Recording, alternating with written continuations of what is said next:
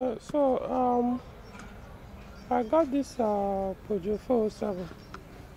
This is a Nigerian use. I purchased it for a client recently, and so it has a EW10J4 engine, 2.0 liter petrol engine with 4-speed automatic transmission. So I want to do some repairs before delivering the car to the owner. Okay, so first thing I noticed while I was doing the inspection was the head gasket has been replaced. I put this paper on. I recommended to the owner that we change it and put the normal one, which is this. This is the metal one that is supposed to come with. So from here, from the cylinder wall, no much sign of wear here.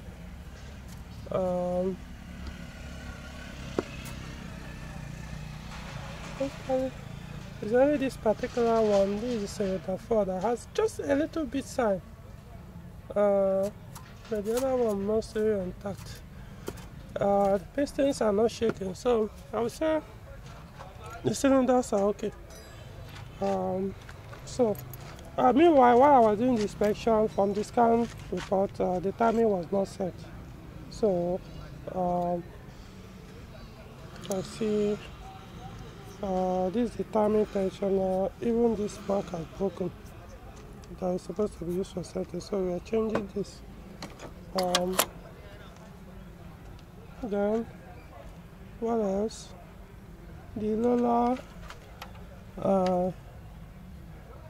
timing Lola is also very weak. You can hear it. I don't think you guys know, but it's making noise.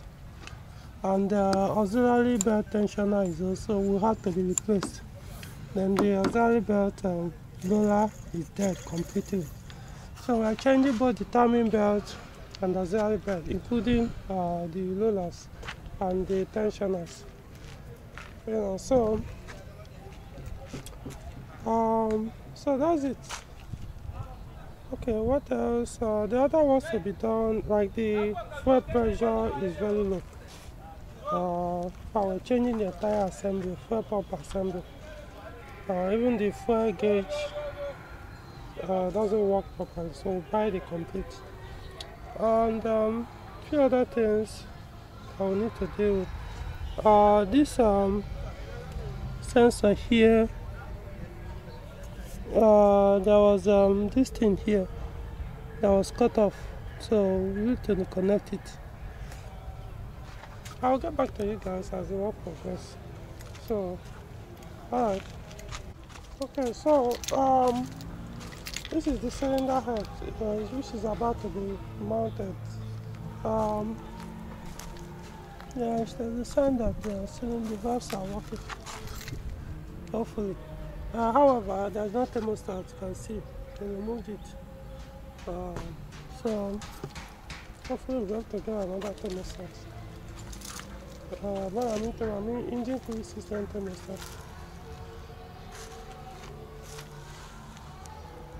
So, work is in progress. This car looks very neat. The owner will really enjoy the vehicle.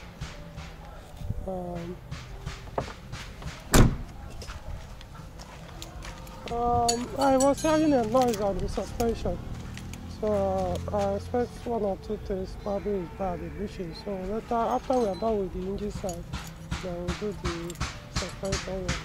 So not necessary,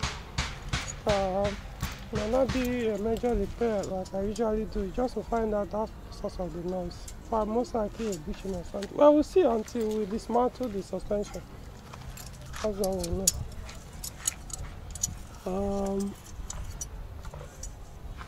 So, alright, I'll keep you guys updated. So, update. So the cylinder head has been mounted with the metal head gasket. The engine oil looks very bad. I don't know what the previous owner was using. Looks very bad. So anyway, so what next thing now is to deal with the timing. So we'll swap in another used timing tensioner in good condition.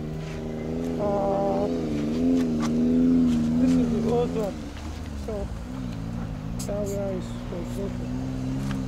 So the new one, the one we put, you can see that mark is there. Yes. So it helps in setting the timing properly. Okay, so so this is we are putting the deco new belt. So this is the old belt, old timing belt. So this is the new one. So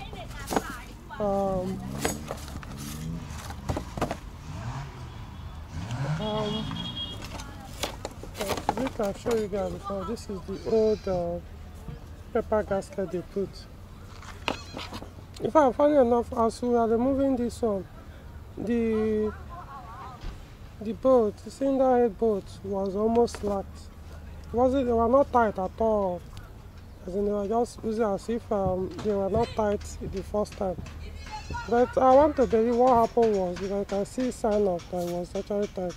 What happened was, because they are usually thicker than the recommended, and the quality are not the best. So over time, they will start to depress, go in, and then the bolts will now have that gap. So that's why I don't recommend all these ones. I have no issue with all this pepper gasket if we want to use it, but use something recommended. If you are using something thicker, unless maybe your cylinder head has a problem, then probably you might go for all this. But if not, use the recommended.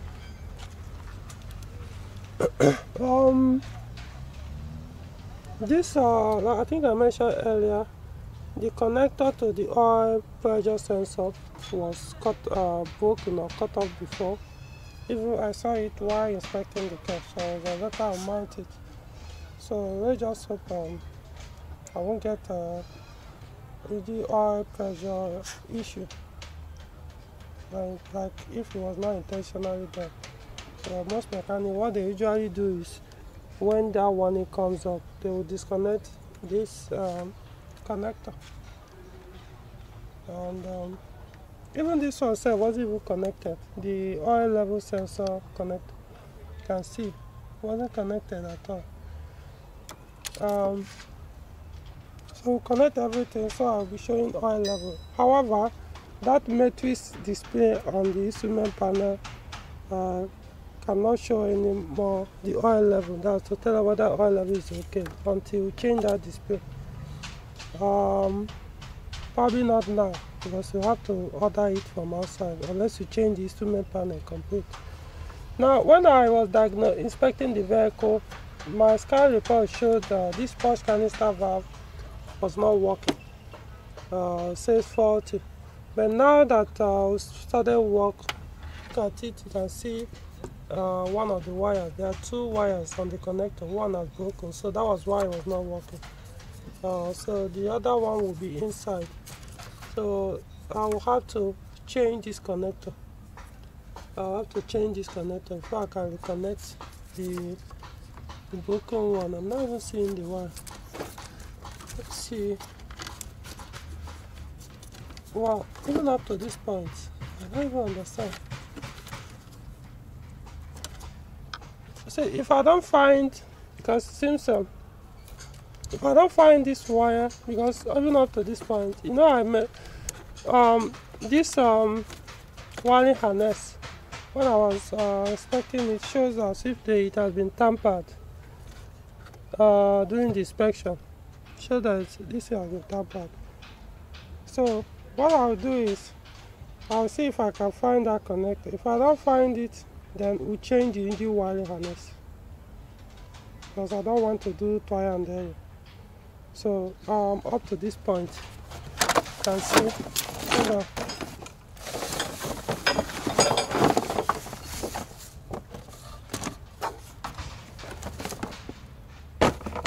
so you can see some by so this one they bypass connect.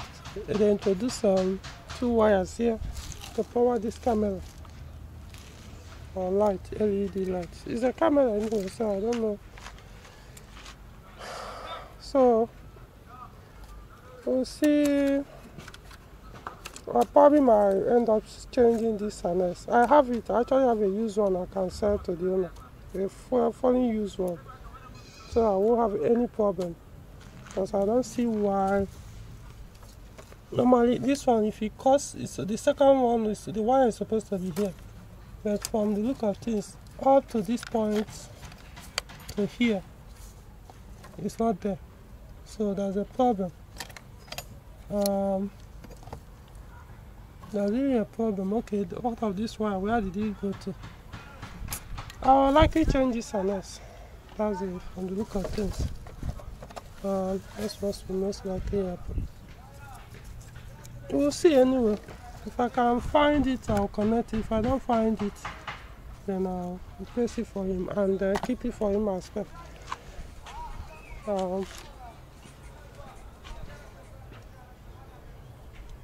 Yeah, I can. Let's see how it goes first. It's not as if I cannot trace where it is, but I don't usually like stuff like this, you know. But that would take so much time now to strip the entire wire and start going to one after the other. But probably this is the wire, though. I'm suspecting this is it. Yeah, okay, this is the wire. You can see this color to this color. So I think what happened was it pulled out from here, from this place. So, alright, keep you guys updated. So, something I discovered, this is a camshaft position sensor, the one that sits here on the cover. So you can see this one, there's you can see all this silicone gasket breaker, the entire place. And all I think was the seal probably got broken or missing. There's a seal that's supposed to be here. So they now use that silicone gasket maker, what they call black gum. And so the gum now touch almost, it will definitely affect the function of the sensor because it worked even up to this point. So it's difficult for you to even sense the location of the camshaft. So I don't know, for some reasons.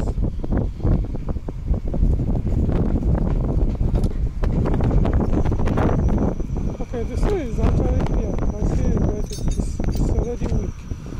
I see so that's why they put that there. So I can see it now. Before I was thinking it's something. So either we probably will, if we can't get only the seal, they will get another use camshaft position reference sensor that the seal is still good. Something else, this ESM, the fuse bus, and you can see it exactly changes. This one is LO1. We're likely going to change this. Yeah. Something has failed this side. So they have to bypass. I think this is for the automatic gearbox ECU. Stop working, so they bypass, no, not necessarily bypass, they start calling for another fuse to supply that particular number. This is between 5 and 6 fuses, so we have to change it, probably with a used one. I'll likely get an LO2 instead of LO1. If I see LO1, fine, but so these are the things I'm noticing, you know, so that the owner can now keep this one as spec, you know. So putting the new belt now.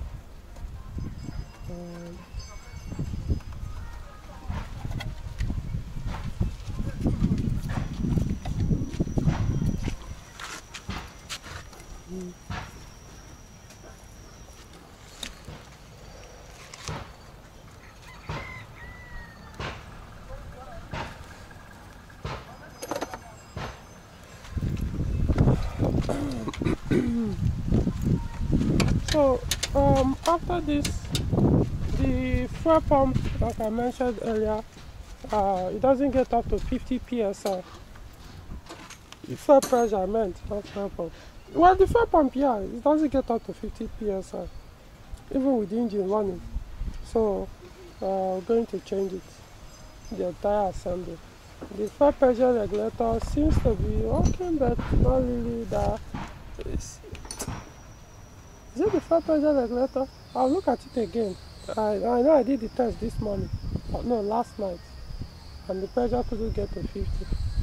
So we'll try it again. If that's the issue, then we'll change the entire fuel pump. The reason why I'm considering to change the entire assembly is both the fuel gauge is not working well, and I'm suspecting the fuel sender.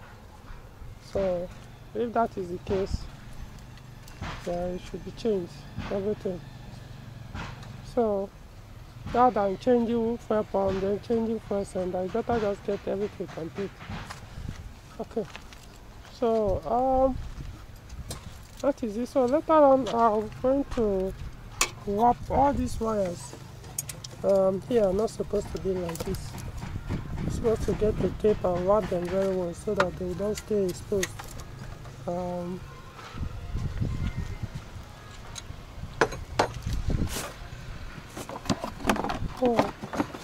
And one more thing, the COM2000. The COM2000 is faulty.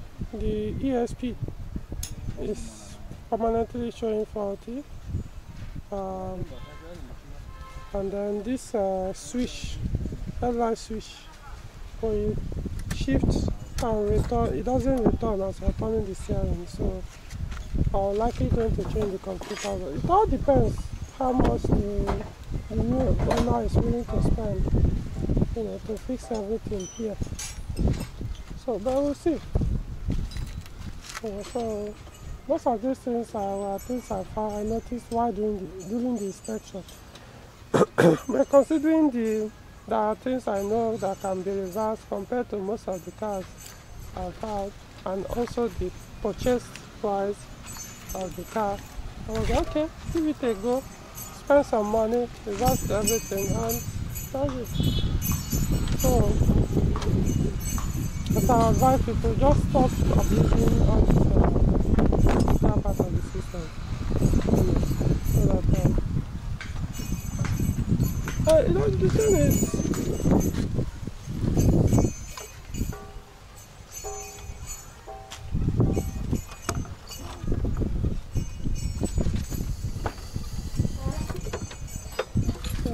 getting the engine to ensure that the timing is correct. So what I do when I inspect cars, like I say, I'm not looking for a perfect car, used vehicle, knowing that there will be wear and tears. One, also there might be some minor abuses that I know that are easily reversed back to factory. And once I see the one that has been messed up completely, it's pointless. So, alright, keep you updated. So this is the old spark plugs. Well, it has the OEM part number. So what we can say is, if truly this is the original OEM, the fake one, which is more available in the market. For these days, I don't even bother with all those OEM, because most of them are fake anyway.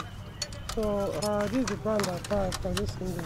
Even this I use this brand Motor Guide. It's aftermarket. So far it sounds good anyway. Let me see. So use the remaining two.